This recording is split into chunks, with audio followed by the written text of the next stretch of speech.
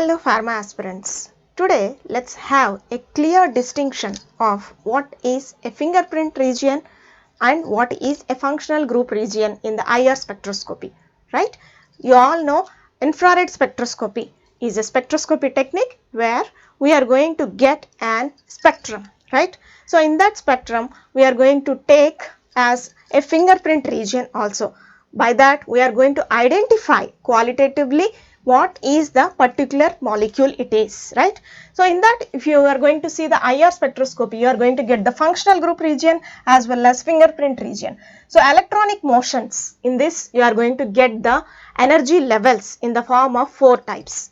In the IR spectroscopy, we are going to give the electromagnetic radiation, and that radiation, it is going to cause the energy levels in the 4 types of the motions. Okay, so if you are going to see the different types of the motions, if you are going to observe in the IR spectroscopy, those are nothing but electronic motions as well as rotational motions, translational motions and vibrational motions. So all these 4 types of the energy levels are going to occur whenever we will give the source of energy in the IR form. Okay, so if you are talking about the electronic motion, that means the electronic component is linked to the energy of the transitions of the electrons as they are distributed throughout the molecule. Okay, so which is the result of the absorption of the energy within the near IR regions. So IR region has been divided into near IR, mid IR and far IR region. Okay, so these electronic motions are going to, that means electronic energy levels,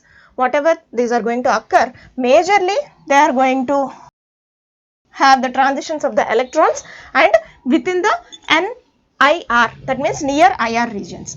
Coming to the rotational energy levels, so this rotational energy which gives rise to its own form of spectroscopy, that is observed as the tumbling motion of a molecule, and which is the result of absorption of energy within the microwave as well as near IR regions. 2 regions you are going to get this type of the rotational energies. Coming to the third one, that is translational motions.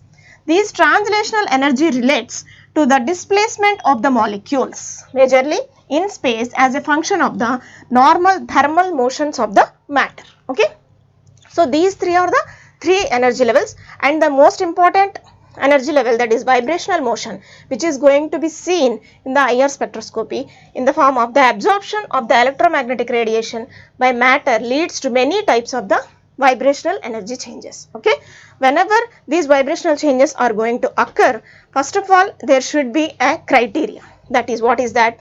The dipole moment of the molecule must change during the vibration of the molecule. That is the first criteria. Otherwise you are not going to see any IR spectroscopy. That means any IR spectrum you are not going to observe.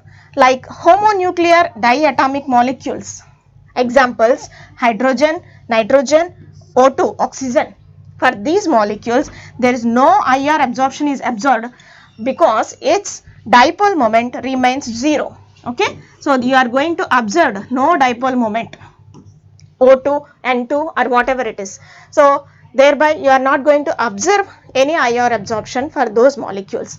And if you see the functional group region and fingerprint region, as we all know that IR region is 4000 to 400 centimeter inverse, if you are talking about in the form of centimeter inverse. Functional group region is going to be occur from 4000 to 1300 centimeter inverse, and fingerprint region from 1300 to 400 centimeter inverse. Okay, so if you all are going to know, that means what are the different functional groups present in your molecule, then the fingerprint region is going to help you to identify a particular molecule, because it is a fingerprint, means it is unique for the specific molecule. That's why you are going to differentiate functional group region as well as fingerprint region, because you are going to differentiate what are the different functional groups and which are related to the particular molecule. Okay, so let us see an example of the isopropanol. So if you coming to know about the IR spectrum of this isopropanol molecule, the IR spectrum if you are going to observe, that is 4000 to 400 centimeter inverse. That is, on x-axis you are going to see the wave number, on y-axis you are going to observe the percentage transmittance. Why? Because actually IR spectrum is can be obtained by absorbance versus wavelength also. So, if you reverse these two, you are going to get the absorbance versus wavelength and you are going to get the positive peaks.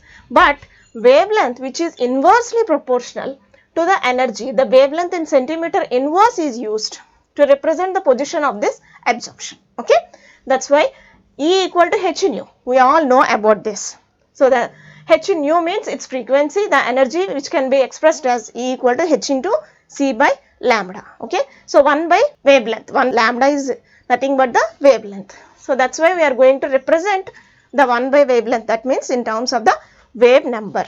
So, wave number is taken on the x axis and percentage transmittance on the y axis. So, infrared spectroscopy, if you are talking about for isopropyl alcohol, that means the structure you are going to see CH, CH3 twice and OH, right.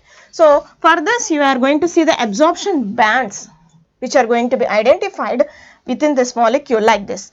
If you are talking about the OH stretching, okay, so the OH stretching and you are going to see the CH and OH bending also here.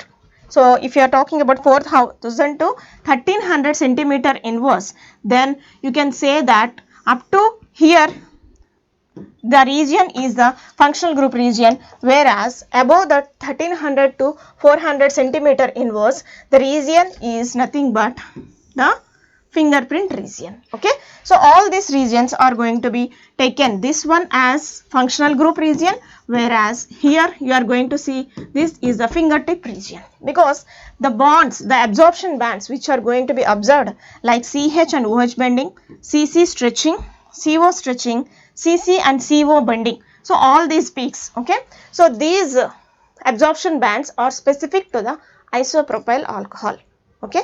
That is why you can identify by seeing the peaks itself, this is related to the isopropyl alcohol molecule. So, below that you are going to see the OH stretching and CH stretching. These peaks are going to represent the functional group regions, whereas fingerprint region means above 1300 to 400 centimeter inverse. I think by this graph you are going to differentiate what is functional group region and what is fingerprint region. Thank you students, thank you for listening.